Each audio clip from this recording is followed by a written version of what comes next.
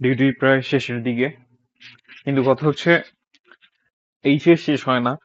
কারণ ডিউটি শেষ করার পরে আবার পুরা দিন আপনি যে জিনিসগুলো ব্যবহার করছেন কফি বানানোর জন্য বা যেটাই হোক, মৌকা থেকে শুরু করে যা আছে সবগুলোর জন্য আপনার আবার পুরা সবগুলা ক্লিন করতে হবে। সবগুলা জাস্ট ক্লিন করলে হবে না, সাথে সাথে এরপরে পুরা দোকান ক্লিন করতে হবে, কারণ হাইজিন মেনটেন করতে হয়। আর ঠিক আছে, মুখে মাস্ক নাই, কারণ মাস্ক থাকলে ভিডিওটা সুন্দর আসবে না। আরো একটা করছিলাম কয়েকদিন আগে, কিন্তু এটা ঠিকভাবে আসে নাই, যার কারণে ওইটা ক্যান্সেল করে আবার নতুন করে করতে হচ্ছে। এই জিনিসগুলো দেখাইতাম না, দেখানোর একটাই উদ্দেশ্য, মানে এত ভালো ভালো কথা বলি, মানুষ দেখে না, কিন্তু আলতু ফালতু জিনিসগুলো দিলে এই ভিউ, ভিউর দরকার নাই।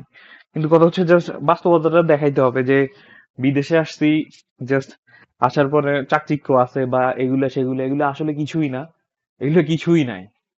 কুত্তার মতো কাজ করায়, কুত্তার মতো। আমি আলহামদুলিল্লাহ অনেকটা ভালো আছি, অনেকটা না, অনেক ক্ষেত্রে ভালো, কিন্তু অনেকে কিন্তু অনেক পরিশ্রম করতে হয়।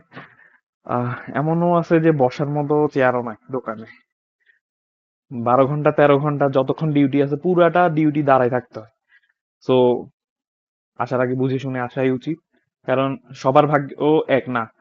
কেউ ভালো জায়গায় যাইতে পারে, কেউ আবার যাইতে পারে না, যার যখন যেরকম পড়ে আর কি। তো আসার আগে ভেবে চিন্তে আসাটাই ভালো। ঠিক আছে, আজকে এতক্ষণ পর্যন্তই।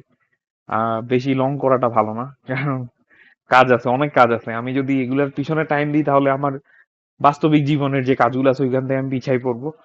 হালকা পাতলা ভিডিও করা এই আর কি। ইনশাআল্লাহ দেখা হবে নেক্সট কোনো অন্য একটা ভিডিওতে। ততক্ষণ পর্যন্ত আল্লাহ হাফেজ।